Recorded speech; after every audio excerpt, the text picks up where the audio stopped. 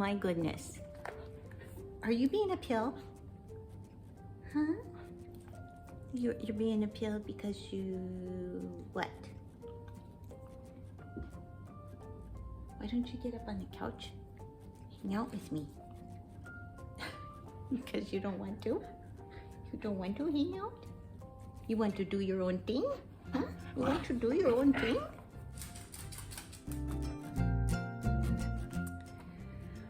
Hi everyone. Welcome or welcome back to Novel Idea. My name is Dia and today I have a week in review. Okay, Mom.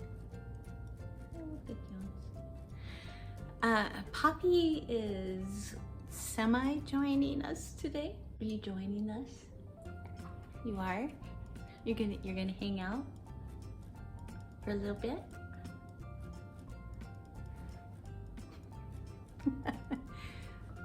You're not in frame. At least not all of you.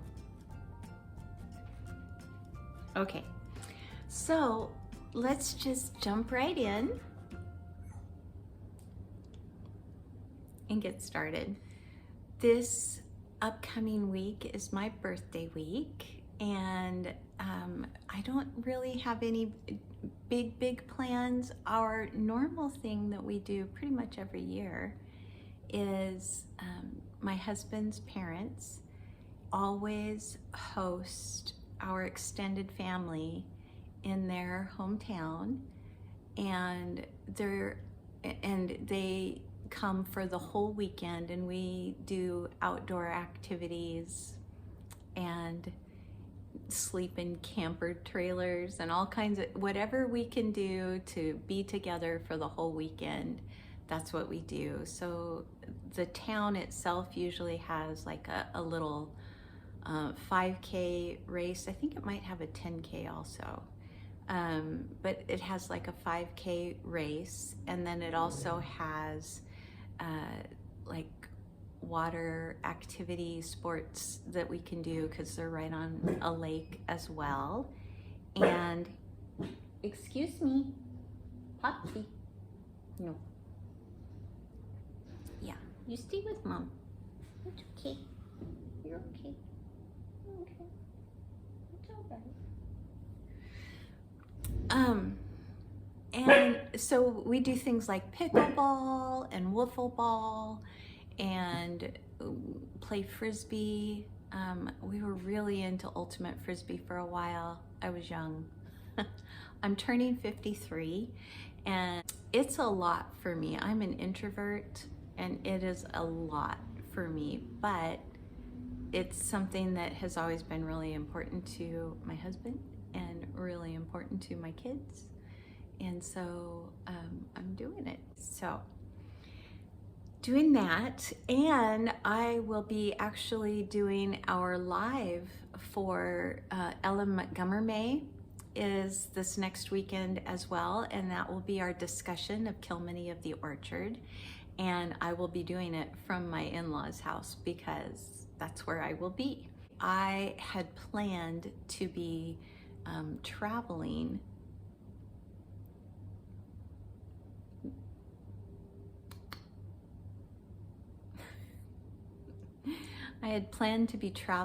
this next month to go see my kids in Kentucky and my other set of grandbabies. So I was really looking forward to doing that, but it's not looking like that's gonna happen. So I am bummed. I'm very, very bummed. Family is my heart. It's my heartbeat. So I miss them very much. So I'm going to try to stay on the upbeat side for this video. So let's talk about books. The first one that I finished was Poems by Robert Browning. I really thought that I was going to enjoy this a lot more than what I did.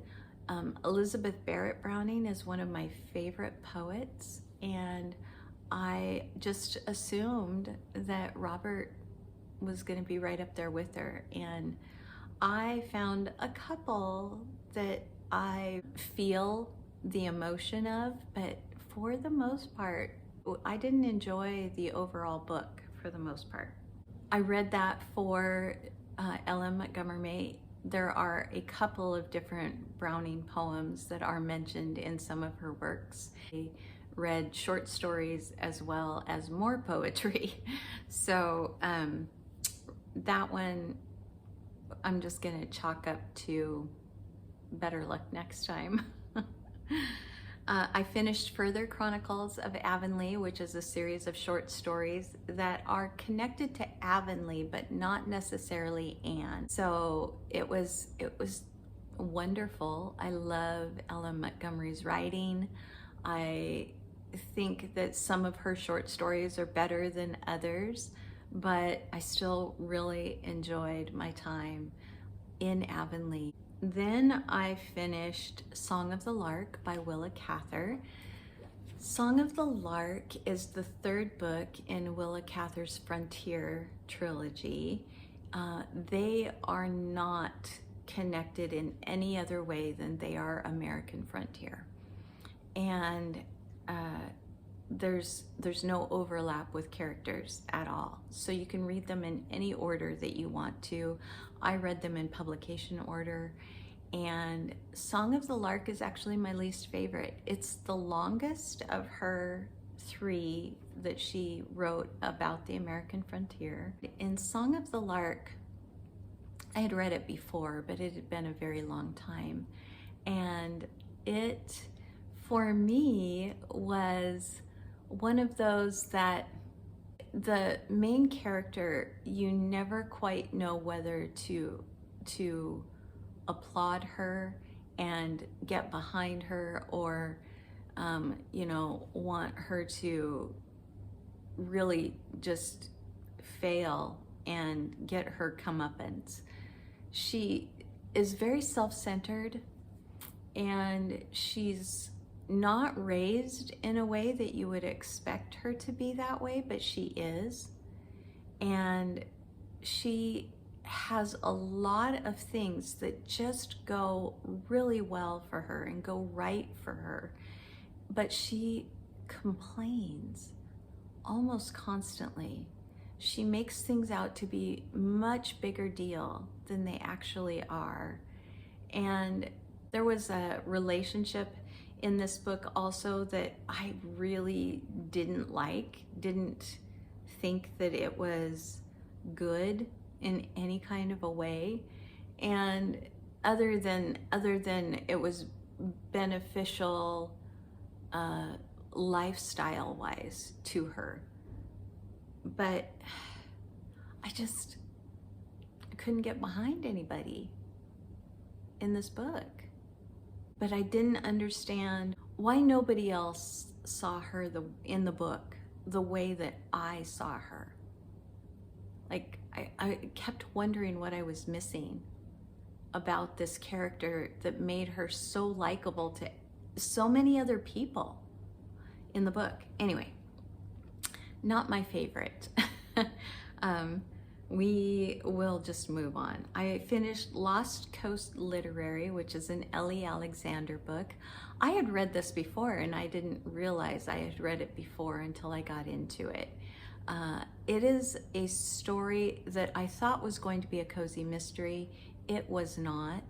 It's a story about a young girl who is taken away from where she was born and the people, the family, extended family in her life, when her mother gets sick.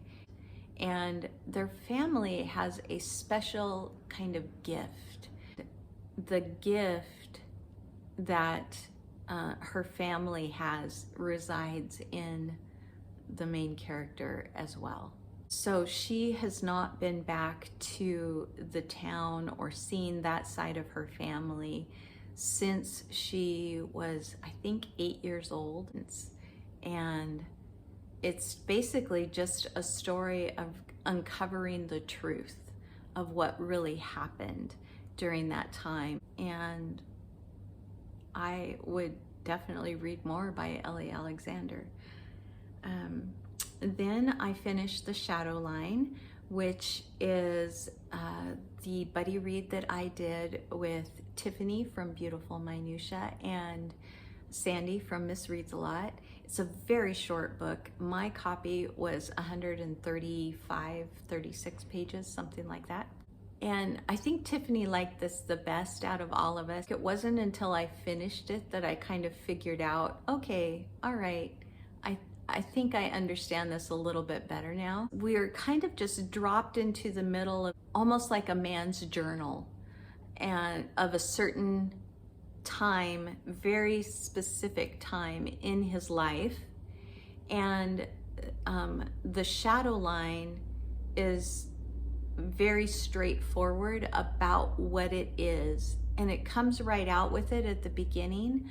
But for some reason, because of the other Conrad books that I have read and the fact that there has been kind of an underlying meaning in those books, this one I really wanted to try to find that underlying meaning, and he was just writing a very straightforward story.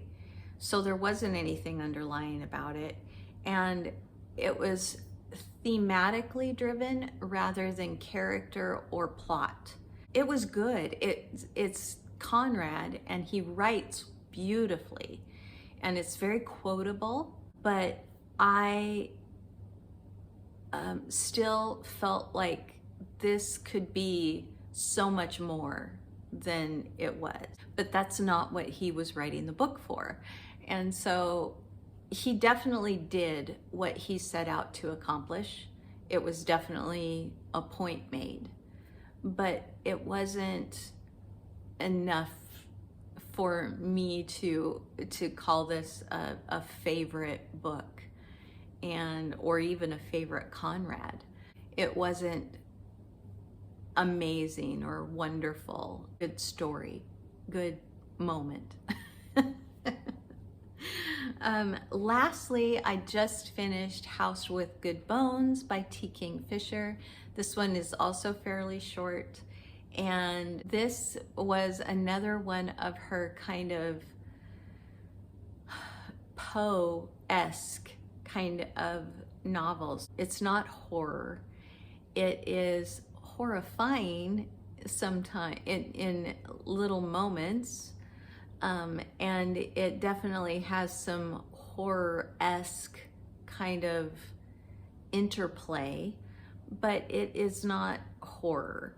It's more like gothic in a modern setting.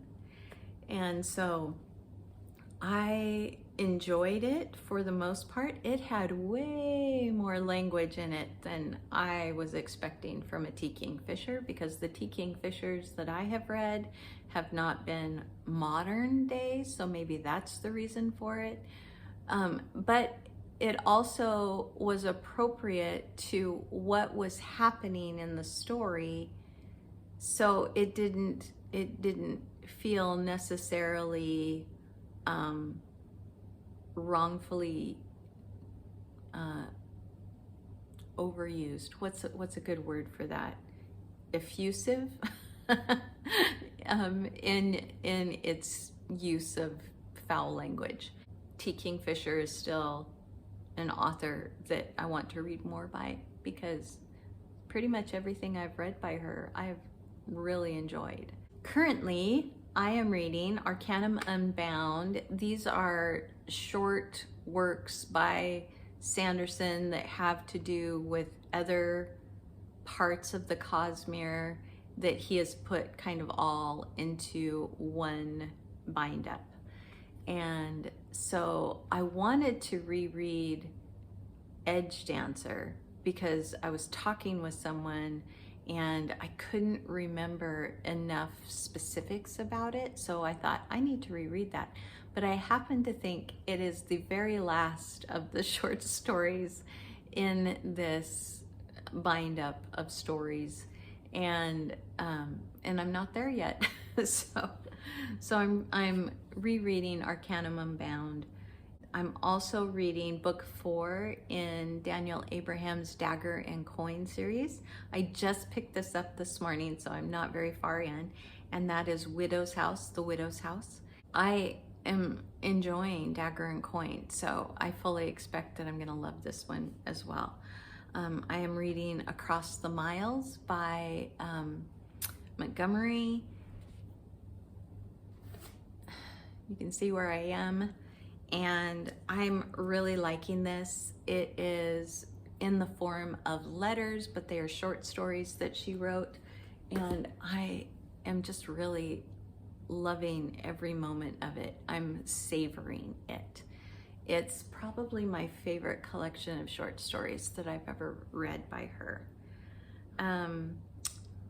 I picked this up from the library day before yesterday, and am just starting to get into it. This is Floriography by Jessica Rue, and it is wonderful.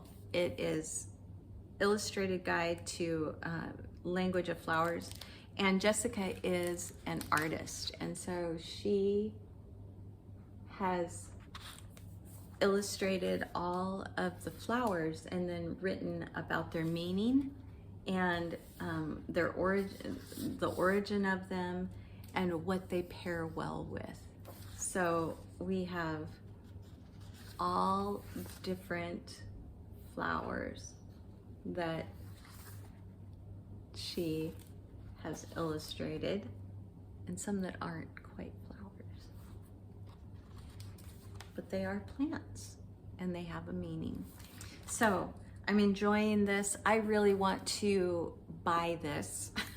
I want to own a copy because it is absolutely gorgeous. And then I'm also reading, can you see that? A Year in the Victorian Garden. And this is by Henry Bright with illustrations by Christine Hart Davies. And also just wonderfully illustrated, and has a whole year where Henry Bright is talking about his garden and about the plants in the garden. And so Christine has just gone ahead and illustrated parts of what he is talking about in the moment with the garden. So enjoying that also. And both of those were for nonfiction for Ella Montgomery. And then lastly, I am currently in my Bible reading Daniel chapter 6, and loving our Bible study that we are having with Daniel. And it has been such a good, rich time of being in the Word together. So really enjoying that also. And I think that is everything. I think it might be time for kennel for Poppy, because look at this girl. She is zonked out for the count, man. Hey, Pops, are you ready to go kennel? Is it kennel time? Should we go kennel? Yeah, okay. We're gonna go kennel, or she is, I'm not. So I would love to hear from you what you are reading right now and enjoying. And I will see you in another video very soon. Like if you liked it, subscribe if you want to. Bye.